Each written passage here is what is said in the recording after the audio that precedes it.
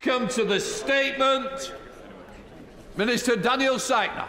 Thank you, Mr. Speaker. With your permission, I'd like to update the House on the sustainable farming incentive. We stand on the edge of an unprecedented global transition for British farming. From leaving the European Union to the challenges of climate change and geopolitical events, we are asking more of farmers than ever before. To continue to produce the food that feeds the nation and protect the environment on which our long-term food security depends. And we are determined to create the conditions for farm businesses to be profitable and succeed. Now, we're proud to have secured £5 billion for farming over 2 years, the largest budget for sustainable food production in our country's history.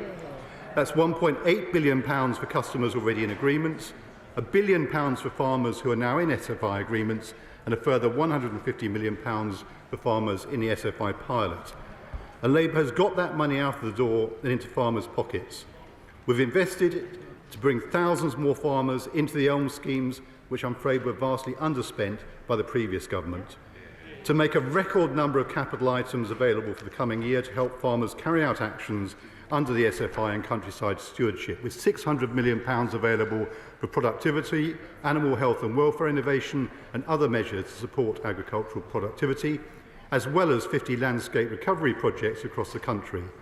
And we've responded directly to calls from the sector to roll out a new higher tier scheme and to increase payment rates so HLS agreement holders, many of them upland farmers, are fairly rewarded for their work. So we now have more than half of all farmers in schemes, 37,000 live SFI agreements, 50,000 farmers in ELM agreements. Under the SFI, 800,000 hectares of arable land being farmed without insecticides, 300,000 hectares of low-impact grassland managed sustainably, and 75,000 kilometres of hedgerows being protected and restored, which is a huge success for nature. And I want to thank all the farmers involved and to reassure them that all existing SFI agreements will be honoured. Farmers will continue to be paid under the terms of their agreement for its duration. If they entered into a 3-year SFI agreement earlier this year, they will be paid until 2028. If they submitted an SFI application, but this has not yet started, that will also be honoured, and all farmers who took part in the SFI pilot will be able to apply for an agreement. But the fact is, the high uptake of the scheme means it is now fully subscribed. Now, I'm afraid as a government, we inherited SFI with no spending cap, despite a finite farming budget, and that cannot continue. So we will continue to support farmers to transition to more sustainable farming models, including through the thousands of existing SFI agreements over the coming years and a revamped SFI offer. But this is an opportunity to improve how we do that under a fair and just farming transition.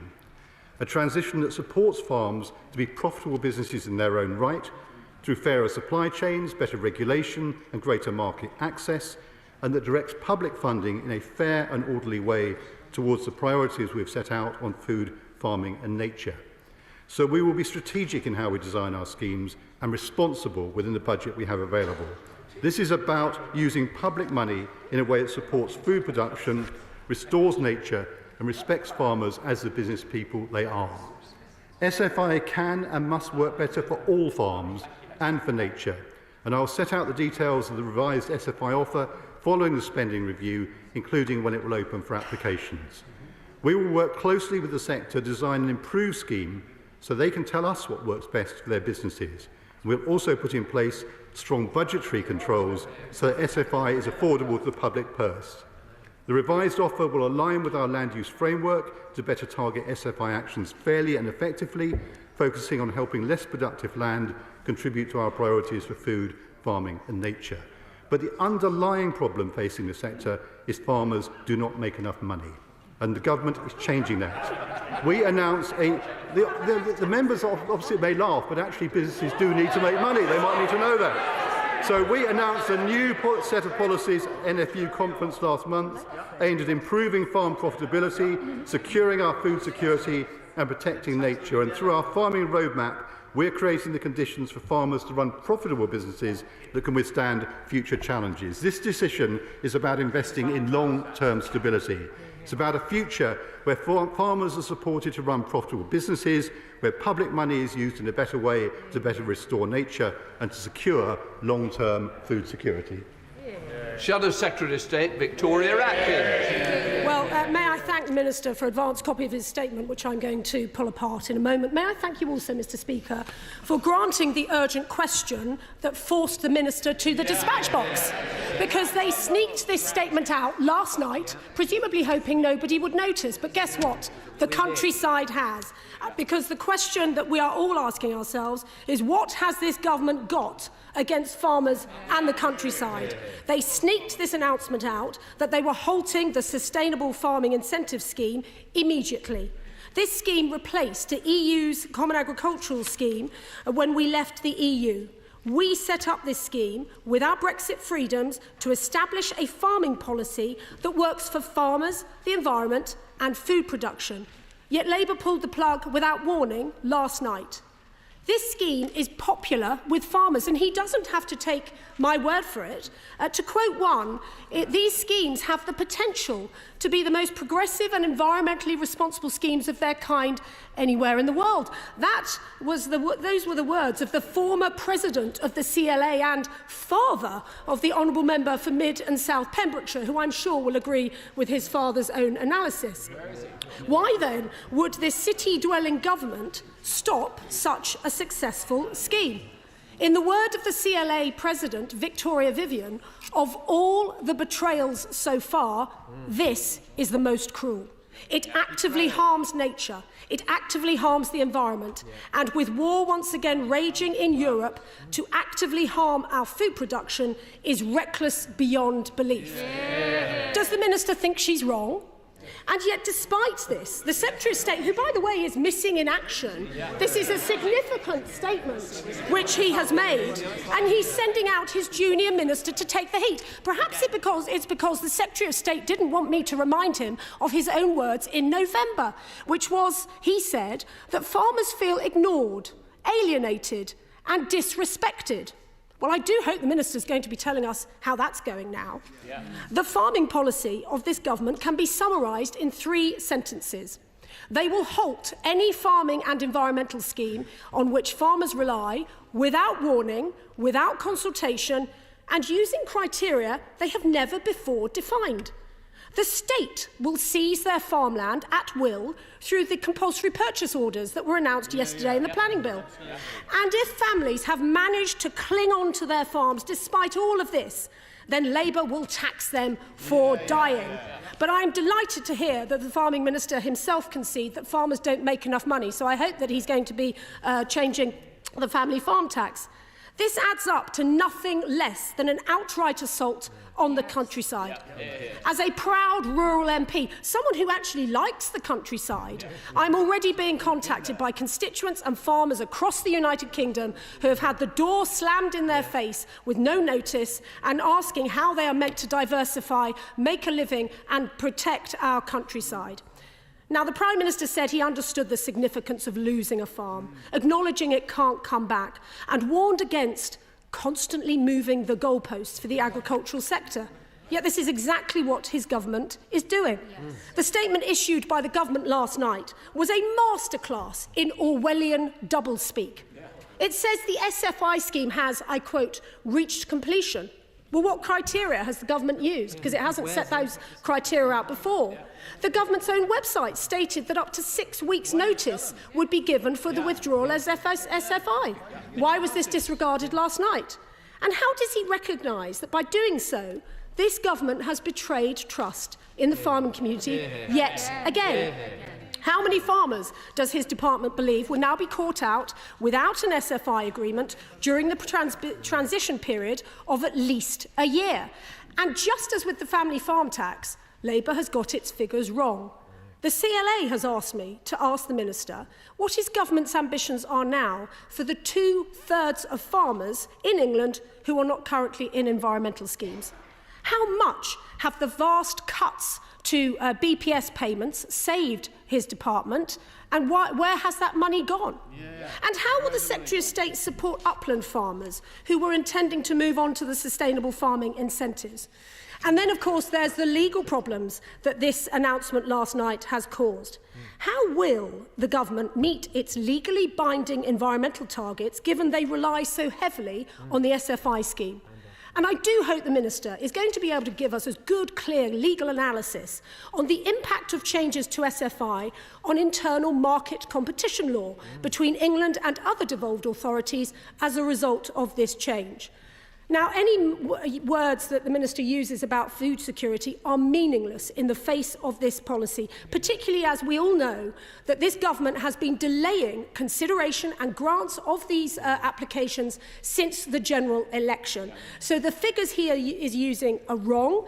The theory behind this policy is very questionable, and yet the government would have us all believe that he understands farming and the impact that this will have on farmers. They are in despair. And so my message to farmers is clear. We have got your back. We will please help you to hang on in there for the next 4 years. We will axe the family farm tax and we will sort out this shocking mess of SFI to help build a bright future for British farming with British farmers. Minister. Well, really, I'd hoped that the Secretary of State would actually understand the way the schemes her own government created actually work. The problem we faced when we inherited, and there are others on her front bench who I think understand this better, will know that this time last year, these schemes were undersubscribed. They are now oversubscribed, and it's not a complicated thing to say that when the budget is spent, a responsible government responds to that. The budget is spent. The budget has been spent, and what we are doing in a sensible, serious way. The honourable members opposite should actually be celebrating the success of the fact that so many farmers are now in these schemes and taking them up. So I am absolutely confident that we will be able to sort out the mess that we have inherited. But basically, if you set up schemes without proper budgetary controls, you end up in this kind of position. We have had to take the hard decision that the previous government ducked. Jane Kirkham. Thank you, Mr. Speaker. Could the Minister confirm that ELM scheme agreements will remain in place under this Labour government, including SFI, and there will be a new and better targeted SFI on offer as soon as possible, with details to follow in the spending review? Minister. I thank my honourable friend for her question. It's absolutely the right point, and that's what we should be doing, reassuring people out there that people who are in schemes absolutely safe, absolutely carrying on as before. But the basic point is that when a scheme is full, it's full.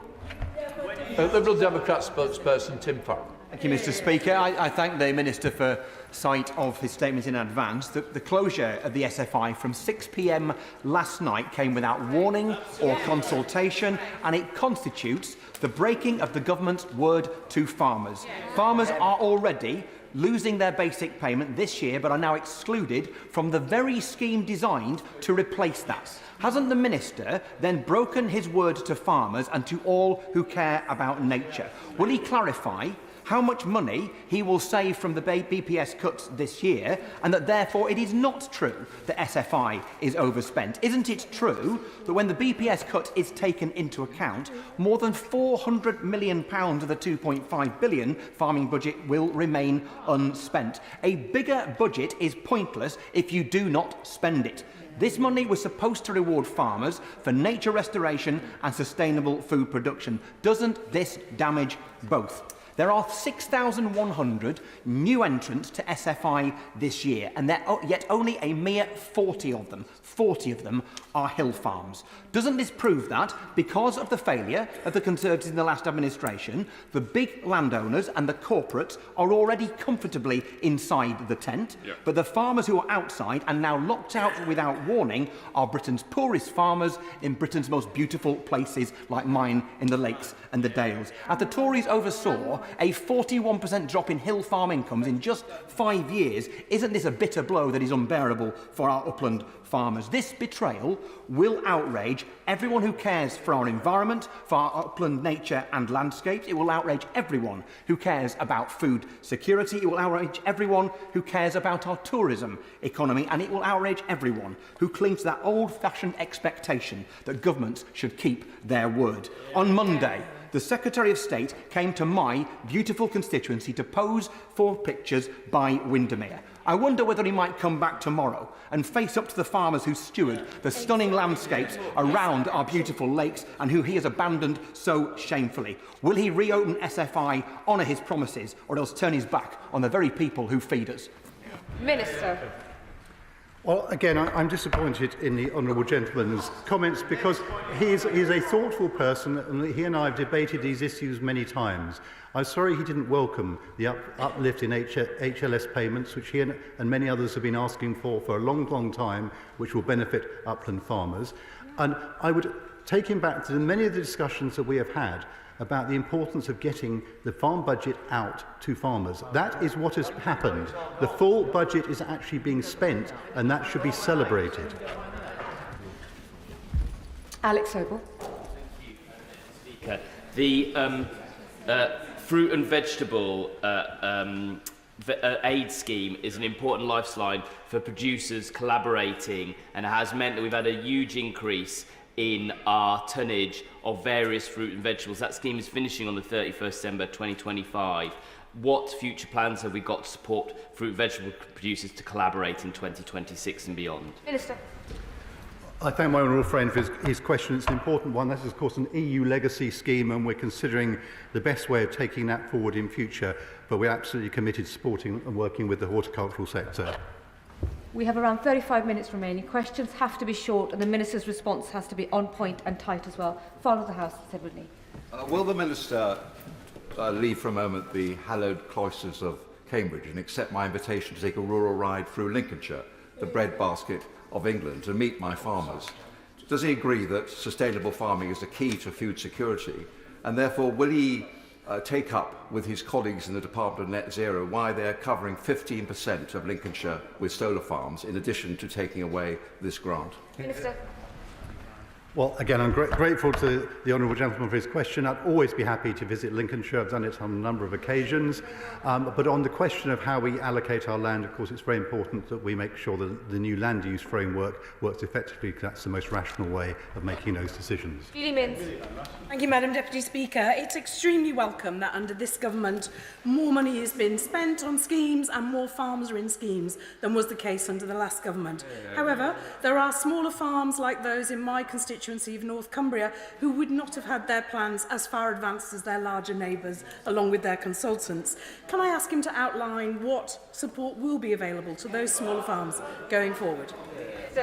I'm very grateful to my honourable friend, because she absolutely touches on the critical point that the schemes we inherited had no way of prioritising properly. It was a first-come, first-served scheme. So the kind of farmers that she's describing were disadvantaged. Now, we've had to work with a scheme that we inherited. We were very clear when I took over that we were not going to immediately overturn the existing system. We wanted to give people confidence about the future, but when we come to redesign the scheme, we can design it better to address the issues that my honourable friend has raised. Chair Alistair Carmichael. Thank you, Madam Deputy Speaker. I note the Minister's complaint that he inherited an uncapped budget. Can he tell the House, is this something that he just noticed on Monday, that he had to close the scheme without warning on Tuesday? On the 14th of January, the Director General from his department in charge of food, biosecurity and trade told my select committee, "I do not think we can expect that every single farm will be viable, but if we are talking about 92–93% having the opportunity of productivity improvements, that's what we are aiming for." In other words, the government's aim is to lose 7 to 8% of our farms. What will that figure be after today's announcements? Well, I'm always grateful for questions from the right honourable gentleman who chairs the Select Committee. Those figures on future farm viability, of course, go all the way back to the Agriculture Act, where there was a serious attempt made to assess future farm viability. Now, this is why the Secretary of State and I are so determined that we absolutely address those problems around farm viability. They're not going to be supported forever by the public purse. We know that. So it's very important that we address all those range of issues. But I'm very happy to have a further conversation with you. Sam Rushworth. shares with me a wish to see a bit more humility from the party opposite, given their failure to get the agricultural budget out of the door. But I would ask the Minister to please, if I could hear myself think a moment, Madam Deputy Speaker, if I could hear myself think, I would ask the Minister to ensure that every penny in SFI arrangements will be paid to farmers, but also that those who've already applied and who are eligible will have their applications taken forward. I thank my honourable friend. I very much enjoyed visiting his constituency and talking to farmers there about these issues, and I can actually absolutely give him that commitment. Wendy Morton. Thank you, Madam Deputy Speaker. For those who have farming businesses, how does the Minister expect them to plan for the future when he sneaks an announcement out, like his department did last night, despite a message on his website saying we would give you 6 weeks' notice of any closure? What does he have against our farmers and against our food producers? Well, the only thing I've got anything against is the previous government who set this scheme up in the first place and set it up in a way in which SFI 22 was closed in exactly the same way, SFI 23 was closed in exactly the same way. SFI 24 is only different in one sense, in that it is now oversubscribed rather than undersubscribed, and as a consequence it would not have been possible to give notice because it would have led to a further spike in applications. Thank you, Madam Deputy Speaker. As the Minister has just alluded, it's called SFI 24. Might that be a clue in the title, and therefore it's perhaps less surprising than people are saying, given that it's now 2025? Well, I'm grateful to my honourable friend, and she makes a very sensible point, which is that we saw a succession of schemes announced by the previous government. What I want to get to is a scheme that will work for the long term. And she's absolutely right that I'm afraid the way it was set up by the previous government, it was first come, first served. Thank you, Madam Deputy Speaker. And the overnight withdrawal of this funding is yet another blow against many of my farmers in King Swinford and South Staffordshire. The Minister still hasn't answered why he has broken his word that was clearly set out on the government website to give at least 6 weeks' notice, nor the chair of the Select Committee's question about if the reason for doing so was because the budget had become exhausted. When did that first come to his attention? Was it really yesterday afternoon? Well, it first came to my attention 5 years ago during the passage of the Agriculture Act when I warned exactly that this would happen, because if you move from a basic payment system where everyone has an entitlement to a system that is based on bidding, this is what happens. So perhaps he should have woken up 5 years ago. Cat Smith. Thank you, Madam Deputy Speaker. I thank the Minister for coming to the House to make the statement. However, I did wake up this morning to many emails in my inbox from farmers across Lancaster and Wyre, and I would like to invite the Minister to join me, because I'm going to accept the invitation from my constituent Kath to visit her farm, because she was in the situation of her SFI application was ready to go. She's coming out the countryside stewardship agreement, so therefore she's been left in limbo, and I wondered if whether or not he would join me in meeting farmers across Lancaster and Wyre. Minister. Well, as I've said to many honourable members, I'm always happy to try and meet farmers whenever I can, and I'll add her to my list. But I absolutely understand the point she is making, but this was a fundamental problem with the schemes as designed that we have inherited. We need to do better in future, and that is what we will do as we redesign it. Andrew George. Thank you, Madam Deputy Speaker. What assurance can the Minister give farmers in my constituency, which were recently designated a SSSI in the Penwith area, as well as being supported, of course, by a recent designation of landscape recovery as well? Now they seem to be in a position where there's going to be no support for it at all. How are they going to adjust to this new regime, and what assurance can he give my farmers that the funding will be in place to support their actions in the SSSI? Minister. So there's some complexity in that question which I might need to address directly with the honourable gentleman, but landscape recovery is absolutely not affected by this, so it depends upon the exact nature of the application. Campbell-Savers. Thank you, Madam Deputy Speaker. Can the Minister confirm more about the timetable for SFI 25 to provide some reassurance to my farmers in Penrith and Solway that we are going to deliver? And can he also explain a little bit more about how we ensure that more of my hill farmers get into the SFI scheme, which the last government failed to deliver on? Minister. As I said, I'm grateful to my honourable friend for his question. It's an important one because we will be working with farmers and organisations to redesign the schemes to address that very question. Now, that will be taking place over the summer this year. And we'll, obviously, once we've had those conversations, we'll be able to announce exact timings. But he's absolutely right to raise the point that there has been no fair allocation of resources. It has been just on a first-come, first-served basis. Charlie Dewhurst. Thank you, Madam Deputy Speaker. Now, the Minister's own statement here says this decision is about investing in long-term stability. First, we've had the body blow of the family farm tax. We've had the reduction in BPS. We've had the pulling of capital grants. And now the cancellation of SFI. How is any farming business expected to invest in the long term? Minister. The honourable gentleman is a sensible person who had many discussions with him over the years. When he says pulled, what he means is the budget was completed. And it's exactly the same in this case. And I do think it's important that honourable members opposite understand that you can't spend the same money twice. Now, they lived in a world of cakeism. We don't. And the money is spent. Once it's spent, you then have to move to a new set of schemes when you have the money available. Andrew Pakes. Madam Deputy Speaker, and can I thank the Minister for bringing the statement to the House and sharing such honesty about challenges in the scheme.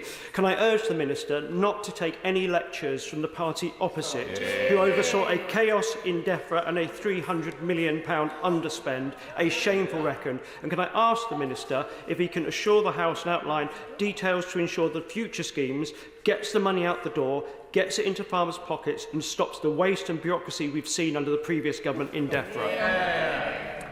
My honourable friend is absolutely right. I'm afraid I was genuinely dismayed by what I found when I came into the department, perhaps not entirely surprised, but we have spent the last 6 or 7 months trying to get control of this, because if you have a scheme which is not capped, not managed, no budgetary control, then you have a problem. The figure's £5 billion overall, the biggest amount for farming that we've had. We're going to make sure the money gets out to farmers.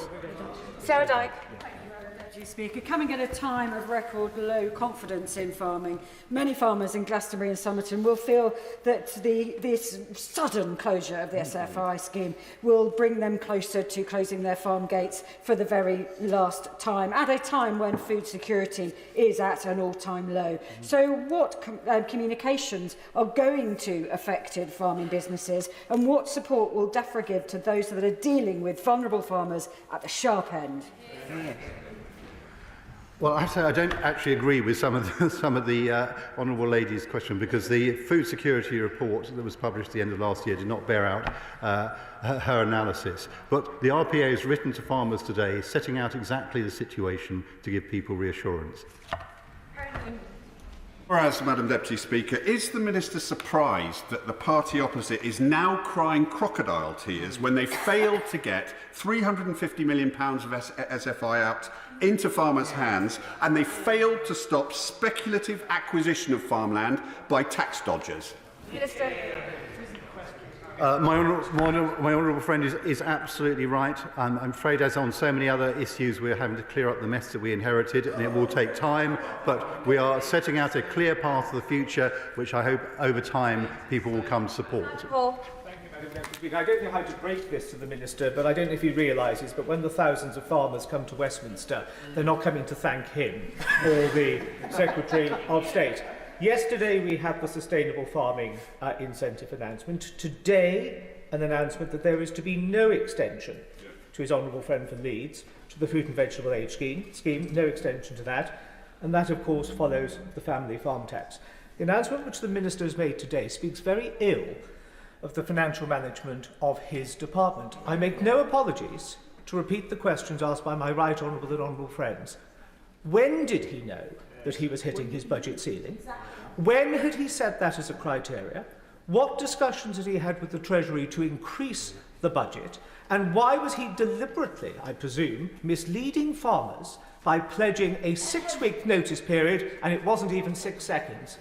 Just before the Minister responds, the honourable member, he knows that he cannot use the term deliberately misleading, so ask him to withdraw that statement.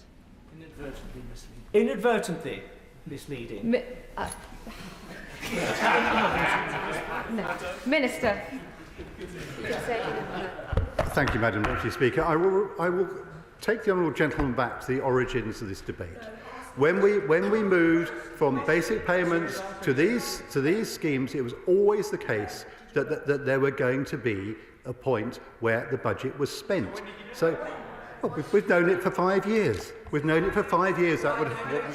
Terry Jeremy. Thank you very much, Madam Deputy Speaker. Having spent several weeks and months encouraging farmers to access this scheme, naturally I'm disappointed with the closure and hope that there will be a replacement in short order. But the fact that I can find so many farmers in my constituency and elsewhere that weren't accessing this scheme, is that not evidence of the party opposite failing farmers over so many years? Well, I thank my honourable friend for his question. Actually, of course, the thing is that many farmers are now in these schemes and benefiting from them, and also we're getting the environmental benefits that the whole process of transition away from basic payments to the environmental land management schemes was designed to achieve. So let me pay some credit to the party opposite. They set this train in motion, essentially. But what they didn't do was set up the schemes in a way that could properly be managed, and that is what we are now doing. Ellie Childs. Thank you, Madam Deputy Speaker. Yesterday, this government pulled the rug out from underneath thousands of farmers by cancelling the SFI with zero notice, shamefully, despite saying that they would give 6 weeks, but without putting in place anything to support farmers going into the future. My inbox this morning is full of emails from multiple farmers despairing, who were on the point of submitting an application, had no way of planning for this, and now are utterly left in the lurch. How does the Minister expect the UK to make that vital transition to nature-friendly farming, boosting UK food production, if this is how they treat farmers? Well, absolutely astonished at the honourable lady's contribution. She should be celebrating the fact that so many farmers are now farming in an environmentally sensitive way. And I'd invite her to help us make sure that in future these schemes work better. But this is actually a cause for celebration about the benefits of these environmental land management schemes. Chris Hinchcliffe.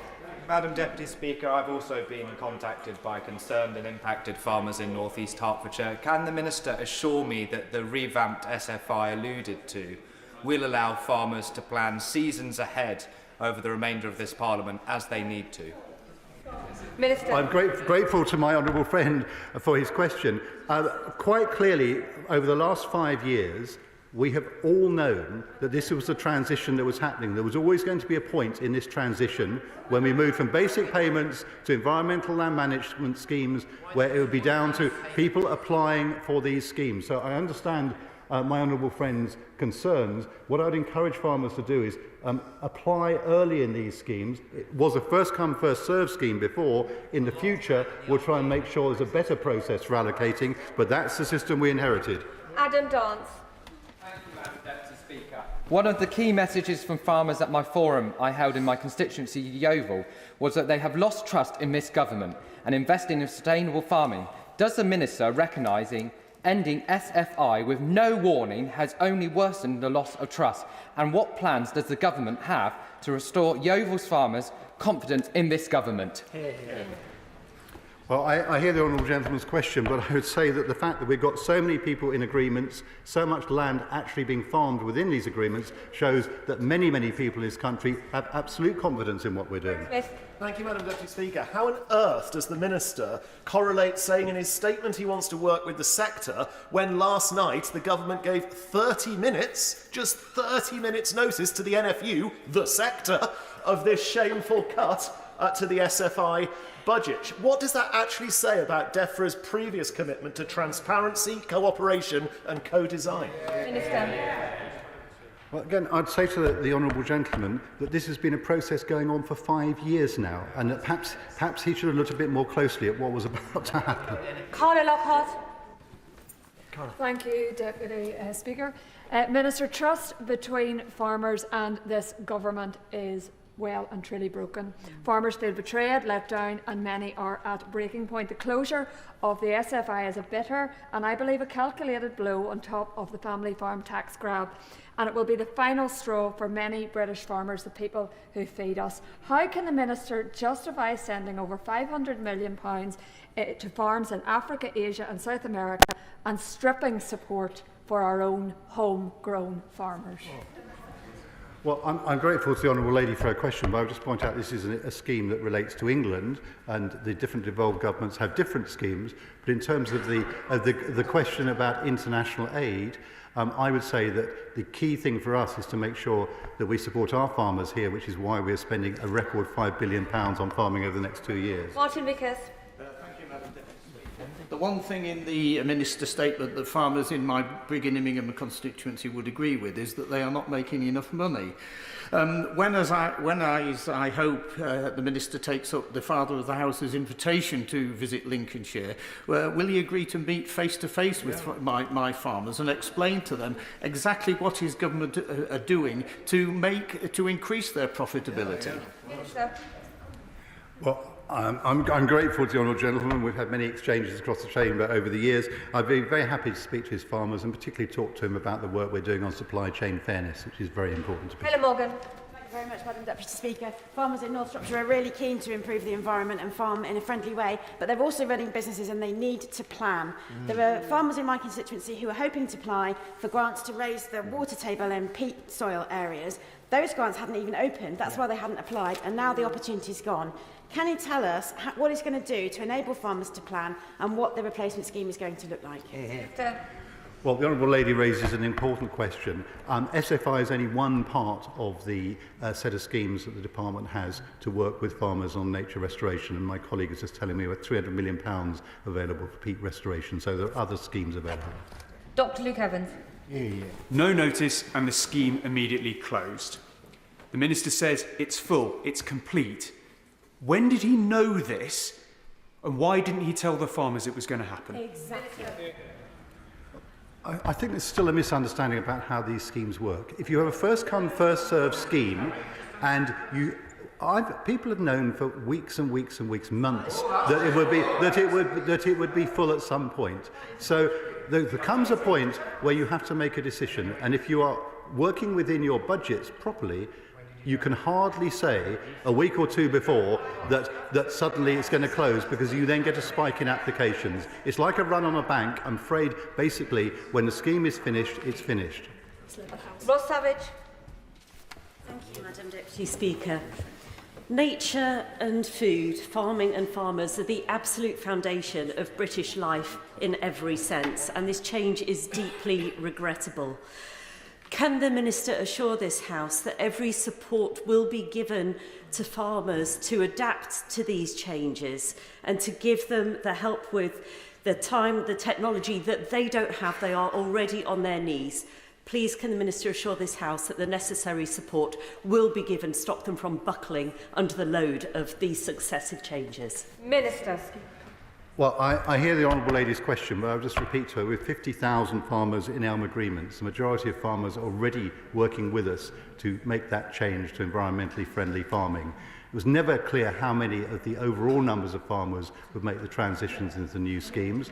Obviously, it's not a matter of compulsion. We invite people to apply, and they were invited to apply last year. When the new scheme comes along, I invite people to apply then. Andrew Smith. Thank you very much, Madam Deputy Speaker. The Minister is here, ducking and dodging questions like a Poundland Alistair Campbell at the minute. He started out with "we knew 5 years ago," then just very quickly it turned to just weeks ago. He said that this is cause for celebration. I don't think I'll be finding any of my farmers that will be celebrating this. And I would just like to say to the Minister, come and speak and say these things directly to farmers' faces and see the response you get rather than the comfort there. Do you really want to be a minister that much? You're willing to say such ridiculous things. You can find money for lots of other projects. So just simply come to Fylde and speak to the farmers. Minister. Well, I was going to say I was grateful for the question, but I'm not sure I was really. What I would actually like to do is to invite the honourable gentleman to come and talk to people who are engaged in nature-friendly farming, who benefit from these schemes and who are actually undertaking the transition that I would give the previous government credit for on starting out for. We wanted to move away from the common agricultural policy to a new system. That is what we are doing. The schemes weren't designed well enough in my view, and that is what we are now addressing. Vicky Slade. Thank you, Madam Deputy Speaker. I was contacted by the Great Big Dorset Hedge Initiative 3 weeks ago, who told me that capital grants under SFI had already been frozen. Can the Minister confirm when the decision to close was actually made, whether applications submitted will be granted and how long they'll have to wait? And as farmers are already obliged to improve hedges with more than 10% gaps under their agreements, how will they access funding to do so to enable their existing funding to be maintained? Minister. Well, the honourable lady raises an important set of points there. We now have 75,000 kilometres of hedgerow within these schemes. The basic point is that we have a fixed budget, and just as with the capital grants, when they're spent, they're spent. There will be another set of grants available in the future, and I'd invite her constituents to apply at that point. But what we cannot get away from is there is not an endless supply of money, and we have to work within the budgets. Lewis. I understand the Minister's point that it's been known all along that at some point the fixed budget would be exhausted. A simple question for him. On which day were ministers first informed that that budget had been exhausted? Minister. Well, we made the decision yesterday because we reached that point. Caroline Gordon. Thank you, Madam Deputy Speaker. It's beginning to feel a little bit like a game of top trumps between who can cause the most financial unpredictability to farmers, be it the botched ELMS rollout or cancelling this scheme at a moment's notice. We know that half of Britain's fruit and veg farmers expect to go out of business, and the Minister has said that he will support farmers to be profitable through fairer supply chains. So could the Minister explain to the House what that is going to look like? Minister. Well, I'm grateful to the Honourable Lady for her. That's a very big question. What I would point her to is the fair dealing clauses in the Agriculture Act, which were brought forward. Some of them in the dairy sector are already. We're working at the pig sector soon. Basically, sector by sector, we're trying to sort out the improvements that are needed to get fairness through the supply chain. It's a very big, difficult, complicated question, but it's essential for the future. Deputy Brown. The announcement sneaked out with no notice last night. The Minister will know, if he knows anything about farming, that farming takes months, if not years, to plan. Yeah. They had no notice of this. Will the Minister now tell us what is to replace it, when he's going to consult, and when it's likely to come into operation? Minister. I'm grateful for the question because it is what we will do is over the next few months, through the spending review, we'll be reviewing how we can improve the scheme to avoid the very quick point that he has just outlined, and that I'll be reporting back to the House later in the summer. Ben Maguire. Thank you, Madam Deputy Speaker. Having met with young farmers at Duchy College in North Cornwall last week, it's clear confidence in the farming sector is at an all-time low, with many looking for alternative careers. With the government's hammer blow to SFI payments on top of the family farm tax, what plans does the Minister have to incentivise young people to get into farming? Now they face a huge tax bill upon inheriting their family farm and will no longer be incentivised for environmental stewardship and sustainable farming. Well, I completely disagree with the premise of the question, as the honourable gentleman will probably realise, because he's right to say we need to get generational change into farming, and there are a number of ways in which that can happen. But no, I'm not laughing at it at all. It's a very, very serious point here. I am genuinely concerned about the future of the farming sector unless we get generational change. We'll be looking closely at how we can do that in future. But in terms of stability, having the £5 billion budget that we've secured was a very, very good first step. Ms. Brown-Fuller. Thank you, Madam Deputy Speaker. My farmers in Chichester are exhausted with the ever-changing schemes and the time it takes to apply for those schemes. So imagine their surprise when they find out that the SFI scheme has closed, not with no notice, I think that's unfair, with 30 minutes notice given to the NFU as opposed to the 6 weeks that they were promised, and at a time when BPS schemes are significantly reducing. What communication and support is going to be given for those family farms that have missed out on this round of SFI funding? Minister. Again, I thank the honourable lady for her question. what I would say is that it should have been clear to people for a long, long time that this transition was coming, because that was the move away from a system based on entitlements for every farmer through the basic payment system to a system that relied on people applying to what was essentially a fixed budget. Now, I agree with her, and I agree with many of the other contributions, that the way the system was set up did not allow proper prioritisation or fairness in terms of allocation. That's what we would like to change in future, but that is the system we inherited. And I'm afraid that is where we are at the moment. But remember, the vast majority, or the majority certainly, are already in schemes. And for those that have not yet come forward, what I'd gently say for the future is the advice is probably for these kind of schemes, it's better to apply earlier rather than to wait. Steph Aquarone. The sudden completion of the SFI scheme will be a worry to many farmers and local people. I'm also very concerned by reports that the NFU were only given 30 minutes notice on such a huge change. Can the Minister assure my farmers that DEFRA will learn lessons from poor communication and lack of clarity that's plagued this scheme and other initiatives in the past to give them the confidence they need going forwards? Well, let me perhaps repeat the point. This is not about communication. If you've got a scheme which has got a fixed amount of money in it and you suddenly say it's going to close in 2 or 3 weeks, then you will get a surge in applications and you'll have to close it the same day. So that is a flaw in the way the scheme was designed originally. We want to do better in future. Danny Chambers. Thank you, Madam Deputy Speaker. International events have pushed national security right up the agenda, and I'm sure we've got cross-party acknowledgement that food security is a vital part of national security. Given the changing geopolitical situation now, has there been an impact assessment on changes to farming budgets like this removal of SFI and other stresses on farming budgets and cash flow on our food security? Well, the Honourable Gentleman makes an important point, and I would refer him back to the food security report that was published. But there's been no change to the amount of money available. The £5 billion budget is there. This is a discussion about who gets it. John Milne. Thank you, Madam Deputy Speaker. Can the Minister explain to my farmers in Horsham why he did not feel any need to have any consultation with any farming stakeholder in advance of this announcement? Minister. Well, again, I'd refer the Honourable Gentleman to the question that I raised earlier. It's first come, first served scheme. If you start having a consultation, everybody applies that day and you have to shut it at that point. This is a flaw in the way the scheme was designed. Final question, Jim Shannon. Thank you, Madam Deputy Speaker.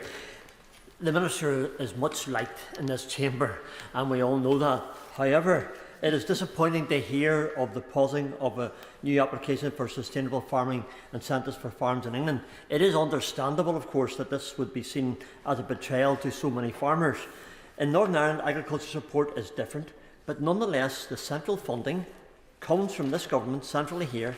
So can the Minister assure that funding for Northern Ireland farmers, which comes from here, will not be reduced or falter as a result of today's announcement, and steps will be taken to protect our agricultural industry and our farmers, which are the backbone of our economy? Thanks so much.